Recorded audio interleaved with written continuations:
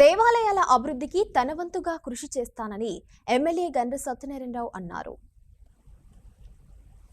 రేగొండ మండలం రంగయ్యపల్లి గ్రామంలోని వీరాంజనేయ స్వామి దేవాలయంలో ఎమ్మెల్యే గండ్ర సత్యనారాయణరావు ప్రత్యేక పూజలు నిర్వహించి ఆలయ పునర్నిర్మాణానికి 10 లక్షల రూపాయలు కేటాయించారు. ఈ సందర్భంగా ఆలయ కమిటీ ఎమ్మెల్యేను శాలువాతో సన్మానించారు.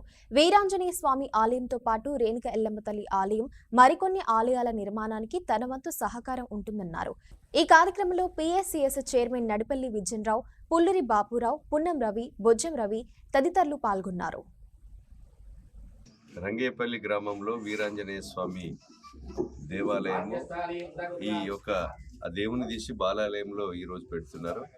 దాన్ని మళ్ళా పునఃప్రతిష్ఠ నిర్మాణం చేసి పునఃప్రతిష్ఠ చేయవలసిన అవసరం ఉంది అని పూజారులు చెప్పడంతో ఈ గ్రామస్తులు చెప్పడం జరిగింది.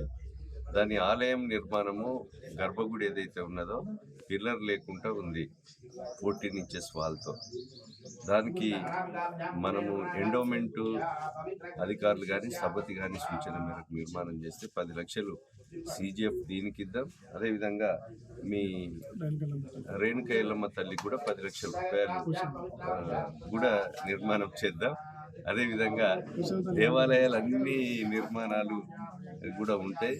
దాన్ని దృష్టిలో పెట్టుకొని మనము పోచమ్మ తల్లి కూడా సహకరిద్దాం.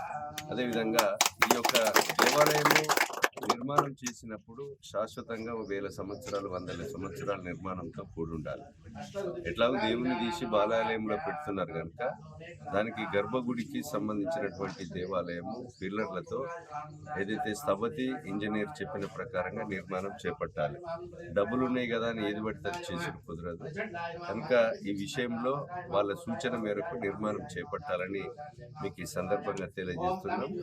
నా పరంగా నేను ఈ యొక్క మరి వీరాంజనేయ స్వామి దేవాలయానికి వాళ్ళ నిర్మాణం ప్రకారంగా చేపడితే 10 లక్షల రూపాయలు దీనికి, అదేవిధంగా 10 లక్షల రూపాయలు మన యొక్క రేణుక ఎల్లమ్మ తల్లి దేవాలయానికి, పోచమ్మ తల్లి దేవాలయానికి కూడా సహకరించడం జరుగుతుందని ఈ సందర్భంగా తెలియజేస్తున్నాం.